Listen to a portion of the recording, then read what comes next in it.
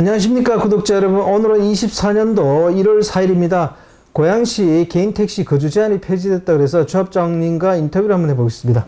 먼저 조합장님 본인 소개 좀 해주세요. 네, 안녕하세요. 반갑습니다. 고양시 개인택시 조합장 편창대입니다. 만나뵈서 반갑습니다. 네, 조합장님. 예. 고양시 거주 제한이 언제부터 폐지됐나요? 2023년 12월 29일부로 공표가 되어 현재 시행되고 있습니다. 그러면 개인택시 가격은 좀 이걸로 인해서 상승할 걸로 보세요? 현재 뭐 금리라든가 경기가 상당히 어려운 걸 알고 있습니다. 그거로 인해서 사실 그 현재로서는 유지될 것으로 보고 추후에는 아마 이렇게 좀 상승 효과가 있지 않을까 이렇게 내다보고 있습니다. 네. 그리고 조합장님, 여기 고양시 개인택시 조합은 조합에서 개인택시를 매매를 관장하잖아요. 네네. 그러면 조합에서 개인택시 매매를 관장하면 어떤 장점이 있습니까? 일단은 가격이 안정화가 되고, 예, 일단 그 양수하시는 분들이 예, 돈이 뭐 한두 푼 들어가는 것도 아니고 억 단위다 보니까 일단은 안전을 위해서 뭔가 믿음이 가고 신뢰가 가다 보니까 조합에 와서 많이 문의도 하시고 그 조합에 믿음을 갖고 와서 상당히 좋아하고 있습니다, 지금. 예. 조합에서 개인택시 매매를 하면 주로 조합에 바로 찾아와서 이렇게 상담을 해야 되는 건가요? 대체적으로 거의 그렇다고 봅니다. 일단은 1차적으로 전화 문의를 하고 그 다음에 이제 그 양수하실 분들이 찾아오셔가지고 여러 가지 이제 실질적인 질문을 하시고 돌아가는 세부적인 내용을 다 확인하고 가서 본인이 판단하고 양수를 하게 되고 있습니다. 예. 고양시 개인택시 몇 대 정도 되죠? 고양시가 지금 현재 2,100 한 20대 정도 됩니다. 그러면 보통 한 달에 거래되는 건은 몇 건 정도 됩니까? 그게 한 그 작년까지만 해도 코로나 되기 전만 해도 코로나 된 시점에서 한 1년이면 저희들이 한 100대에서 한 120대가 매매가 거래가 됐었는데 지금 현재는 한 제가 알기로는 한 60대 정도 안팎으로 보고 있습니다. 제가 봐서는 올해는 좀 거의 그 경기가 안 좋아서 그런지 한 60대 정도만 지금 매매가 된 걸로 알고 있습니다. 요즘 최근에 개인택시를 구매하시는 분들은 어떤 분들이 많아요? 대다수가 이제 공직에 근무하는 분도 있고 또 어떤 뭐 경찰 공무원이라든가 예를 들어 뭐 또 군 공무원 아니면은 또 금융업에 근무하던 분들이 많이 그 양수를 하시고 또 많은 문의를 하고 있습니다.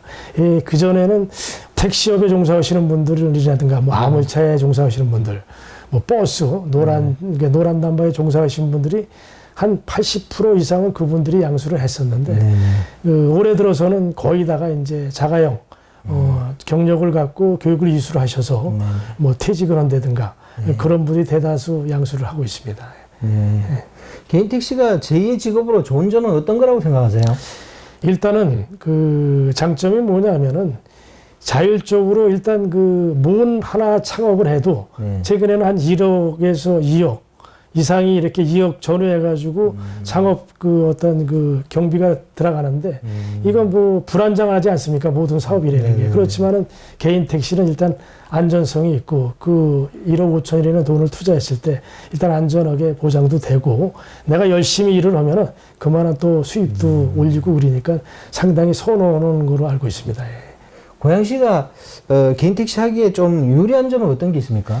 일단은 도로망이 잘 돼 있고 두 번째로 뭐 국제적인 규모인 고양시 제일 킨텍스가 있고 제가 알기로는 제3 킨텍스가 거의 뭐 건립이 거의 앞에 다가온 걸로 알고 있습니다. 또 한 가지는 뭐냐면 창릉지구 또 신도시가 한 4만 가구가 입주를 하고 4, 5만 가구가 그리고 또 한 가지는 또 덕양구 오금동 쪽에 그 영상 촬영장이 대단히 또 들어서는 걸 알고 있습니다. 그러다 보니까 다른 지역보다 모든 여건이 좀 나지 않나 이렇게 내다보고 있습니다. 이번 고양시 개인택시 거주조건 폐지로 인해 가지고 앞으로 고양시 개인택시 매매가 활발하게 될 것으로 보세요? 저는 그렇게 보고 있습니다. 바로 그 2023년 12월 29일 날 공표가 된 날 그 시점서부터 벌써 거래가 두 건이나 지금 현재 거래가 됐고 이게 다 이게 외부에 있는 분들이 됐습니다.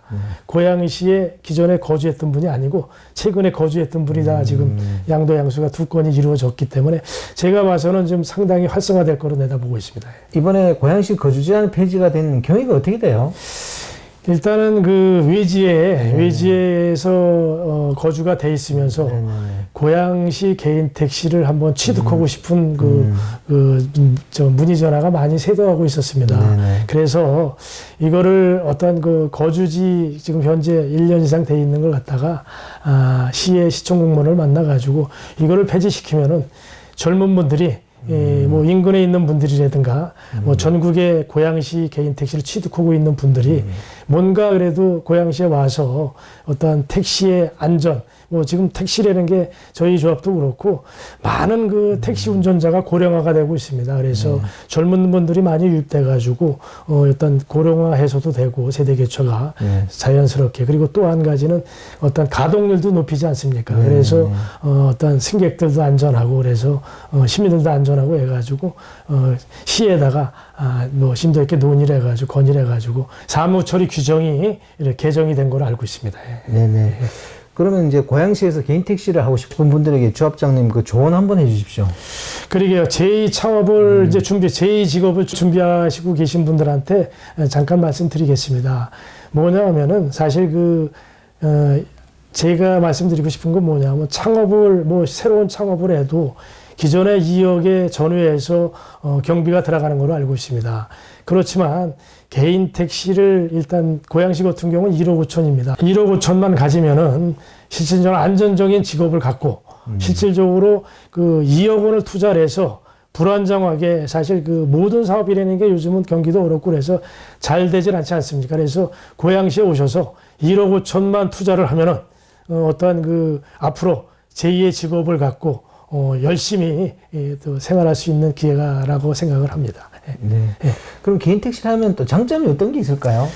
일단 개인 택시 장점은 일단 본인이 어떤 자유스럽게 구속이 되질 않습니다. 첫째는 장점이. 그리고 두 번째는 조금 전에도 말씀드렸지만은 본인이 열심히만 하면은 어떤 충분한 또 수입을 올릴 수가 있고 또 안정적입니다. 그리고 어떤 내가 차는 어차피 본인이 자가용도 갖고 있어야 되지만은 개인 택시 하나만이라도 충분히 그거를 해소시킬 수가 있습니다. 그래서 개인 택시 장점이 여러 가지는 많지만 그렇게 간단히 말씀드리겠습니다. 네. 그럼 개인 택시를 할 때 좀 조심해야 될 점은 어떤 게 있습니까? 영업용은 처음 종사하시는 분들이 있습니다. 그러면 일단 처음에 심적으로 많이 부담이 되시니까 일단 동료들한테 어떤 조언도 받지만은 제가 이제 몇 가지 이렇게 좀 조심해야 될 내용을 말씀을 드리겠습니다. 첫째는 사고가 제일 나지 말아야 되는 안전이 제일 중요합니다. 그러니까 처음에 콜을 받고 운행하는 승객들이 거의 10건이면 9건 이상이 된다고 봅니다. 그러면 콜을 이용하실 때 너무 급히 받다 보면은 어떤 사고의 위험성이 많습니다. 그러니까 충분한 정차될 수 있는 장소에다 정차를 해놓고 콜을 받고 나서 충분히 편하게 받고 나서 승객을 모시러 이동을 하고, 또 승객을 모셨을 때도 지리적 여건을 전혀 모르니까 처음에 승객한테 어느 목적지로 갑니까? 그리고 물어도 보시고 어느 경로로 가냐고 물어봐서, 제가 처음을 접하는 사업이다 보니까 승객께서 좀 이렇게 이동 경로를 좀 설명 좀 해달라면 아주 승객께서도 따뜻하게 이동 경로를 설명을 드릴 겁니다. 그런 식으로 하고 차차 본인께서 이렇게 충분히 이렇게 하나하나 배워가시면 한 3개월 정도만 이렇게 또 승객을 모시다 보면 자연스럽게 영업하는데 아무 지장이 없을 거라고 생각을 합니다. 네. 조합장님, 구독자분들이 가장 궁금해할 텐데 고양시에서는 한 달에 월 수입을 얼마 정도로 벌 수 있을까? 그걸 궁금해할 것 같아요. 평균 얼마 정도 벌 수 있을까요? 그때 보통 하시는 분들 보면 말씀을 들어보면은 일단은 지금 우리가 올해 매출은 요금 인상이 돼갖고 현재 나오진 않았습니다. 근데 조합원들 의견을 이렇게 들어보면은 사실 아침에 오전에 이제 주간에 일하시는 분들과 구분이, 또 야간에 또 일하시는 분들에게 구분이 두 가지로 나눠져 있습니다. 근데 이제 아침에 나와서 저녁까지 아침 7시에 나와서 저녁에 7시까지 온다 그러면 약 12시간의 이제 노동 시간의 소요가 되는데 12시간하고 이제 점심 시간을 빼고 그러면은 한 11시간 이 정도 영업을 하시게 되면은 보통 우리 조합원님들 말씀은 한 15만 원에서 한 20만 원 이렇게 매출이 가능하다고 봅니다. 이건 정확한 수치는 아니고 어떤 우리 또 종사하시는 분마다 다 이렇게 의견이 다르게 나오고 있습니다. 예. 그건 참고해 주시기 바라겠습니다. 오늘 인터뷰 감사드립니다. 네, 고맙습니다. 네. 감사합니다. 네, 구독자 여러분, 오늘은 편창대 조합장님하고 고양시 거주 제한 폐지에 대해서 얘기를 나눠봤습니다. 앞으로 이제 고양시 개인 택시 양수 조건에서 거주 조건이 폐지되기 때문에 좀 거래가 활발할 걸로 보여지고요. 이게 좀 개인 택시 번호판 상승으로 조금 이어졌으면 저도 좋겠습니다. 자, 호화전은 다음 시간에 또 다른 주제로 구독자 여러분 찾아뵙겠습니다. 안녕히 계십시오. 호호 아재였습니다.